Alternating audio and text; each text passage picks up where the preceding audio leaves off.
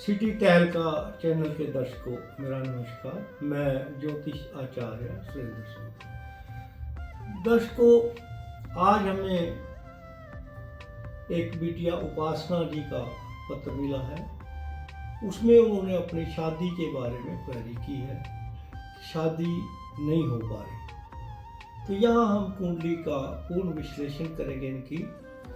इनका जन्म जनवरी 95 का है, लगन सिंह है और राशि मिथुन। अभी मैंने पिछले अपने प्रोग्राम में बहुत बार बताया होगा कि शादी के लिए सबसे पहले तो 7वें भाव को चेक करते हैं, उसके मालिक को चेक करते हैं। अब इस कुंडली में भी जैसे हम बात करेंगे, जब सिंह लगन है तो 7वें भाव में शनि देव की राशि कुंभ आ गई और शनि देव अपनी ही राशि में विराजमान है, यानी अपनी मूल त्रिकोण राशि में है। अगर हम यहाँ कहें ये जातक का किसी और पर्पस से देखते हो तो फिर ये बड़ा अच्छा रिजल्ट देगा। बिजनेस के लिए बहुत अच्छा फायदेमंद रिजल्ट यहाँ पे देने की क्षमता शनिदेव रखते हैं। लेकिन देखिए, हमने एक शोर शादियों में अक्सर जो पारंपरिक पंडित या ज्योतिषी मांगलिक है, ऐसा कुछ नहीं वहम करने की जरूरत। मंगल, शनि, राहु, केतु ये 4 मैलिफिक प्लैनेट माने जाते हैं, यानी पापी ग्रह माने जाते हैं। जब भी ये कहीं पे प्रभाव डालेंगे तो वहां से उस आदमी को दिक्कतें देंगे। लेकिन दिक्कतें किस लिए देंगे ये हमें देखना होगा। ये दिक्कतें देंगे जीवित चीजों के लिए, अजीवित चीजों के लिए। जैसे उपासना जी की अगर शादी की बात करें तो शनि नेगेटिव हो गए, बट अगर बिजनेस की बात करें तो वेरी गुड। तो अब हम देखेंगे क्या इन ग्रहों में से मंगल, शनि, राहु, केतु में से किसी और ग्रह का भी इस भाव पे प्रभाव पड़ता है। मैं दर्शकों आपको जानकारी के लिए बता दूं, भाव का मालिक 10% ताकत रखता है। भाव खुद 70% तक परिणाम देने की ताकत रखता है। इसलिए पहले हमें भाव का विश्लेषण करना होगा कि भाव में कमी तो नहीं। अब यहाँ देखें तो लगन में इनके मंगल बैठा है, तो पारंपरिक ज्योतिष के हिसाब से तो मांगलिक से शादी कर तो हो गया काम। नहीं, ऐसा है नहीं।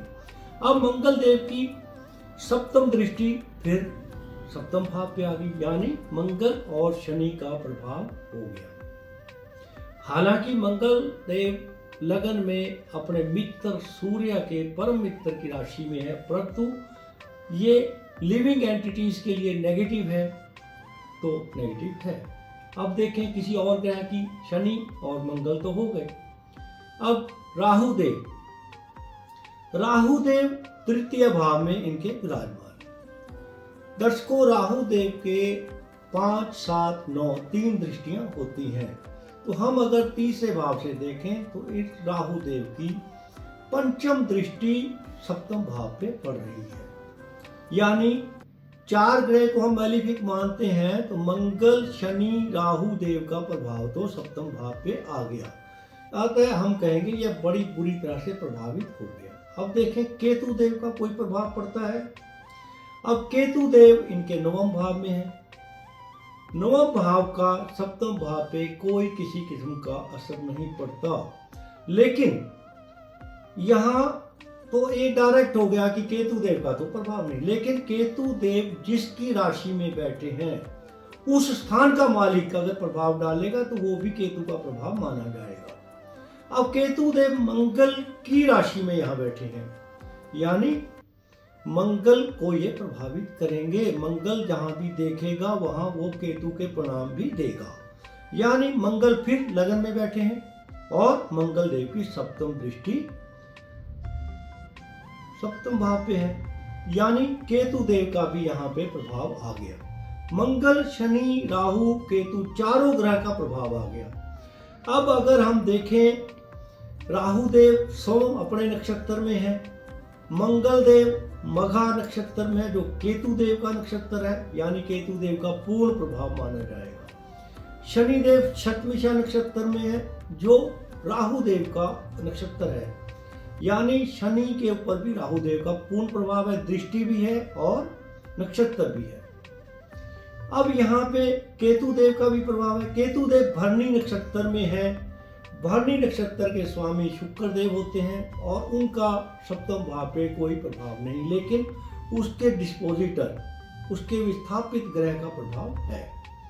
तो यहाँ बिटिया उपासना जी के सप्तम भाव पर चारों नेगेटिव ग्रहों का प्रभाव आ गया। यहाँ मैं दर्शकों बड़ा स्पष्ट बताऊंगा कि शायद ये बिटिया जीवन में शादी ही नहीं करेगी। पैसा बहुत होगा, पैसा देंगे ये ग्रह, सप्तम से सप्तम है, दसम से दसम है सप्तम भाव, तो पैसा देंगे, बिजनेस बहुत अच्छा देंगे, लेकिन कार्य नहीं करेंगे। जैसे यहाँ हम एक उदाहरण ले सकते हैं, लता मंगेशकर जी, व्यवसाय तो बहुत अच्छा है, लाखों करोड़ों फैन हैं उनके, लेकिन शादी नहीं की। ऐसा ही यहाँ पे मैं पूर्णतः जोरदार ढंग से कहूँगा, कोई उपाय किसी तरह का यहाँ पे काम करने वाला नहीं है इनकी कुंडली पर। और मैं बिटिया उपासना जी अगर सुन रही हूँ, उन्हें यह सलाह दूंगा, इसके लिए परेशान होने की जरूरत नहीं। हम मानेंगे कि प्रभु ने शायद ऐसा ही लिखा है, और अगर ये कारणवश मान लो किसी का शादी हो भी जाए तो ये चल नहीं सकती। तो यहाँ पे नेगेटिव है और यहाँ कोई उपाय प्रभावी ढंग से इन्हें बचा नहीं सकता। तो हम कहेंगे शादी से ही अपना बचाव रखें, करने का फायदा नहीं। अपने करियर पर ध्यान दें, करियर बहुत अच्छा है, करियर में मस्त हो जाएं, यही ठीक रहेगा। आगे उपासना जी ने लिखा है कि वो एडवोकेट है, उन्हें LLB की है, क्या वह सफल वकील बन सकती हैं? तो यहाँ पे मैं दर्शकों पहले ही बता चुका हूँ कि शनि देव दसम से दसम सप्तम भाव में अपनी मूल त्रिकोण राशि में बैठे हैं, और मंगल देव का भी पूर्णतः प्रभाव है, राहु देव का भी पूर्णतः प्रभाव है, केतु देव का भी पूर्णतः प्रभाव है। लेकिन अब यहाँ मंगल और शनि राहु ये तीन तो सीधे प्रभावी हैं।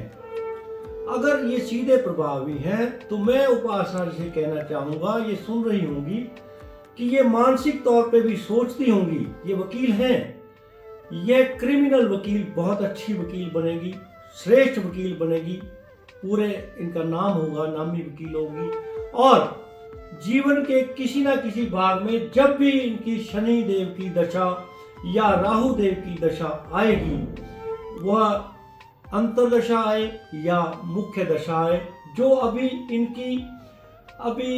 अगस्त 29 से इनके शनि देव की दशा 18 वर्ष की शुरू हो जाएगी। इस दशा में यह जस्टिस भी बन सकती है और बहुत अच्छा नाम कमाएंगे जुडिशरी के क्षेत्र में। शादी के लिए नेगेटिव है ग्रह, परंतु व्यवसाय के लिए और खासकर वकील के तौर पे जुडिशरी में काम करने के लिए अति उत्तम ये फल देंगे। तो यहाँ पे मैं इनको सलाह दूंगा, ये इसको अपने करियर बनाए, इसमें ये पूर्णतः सफल हो।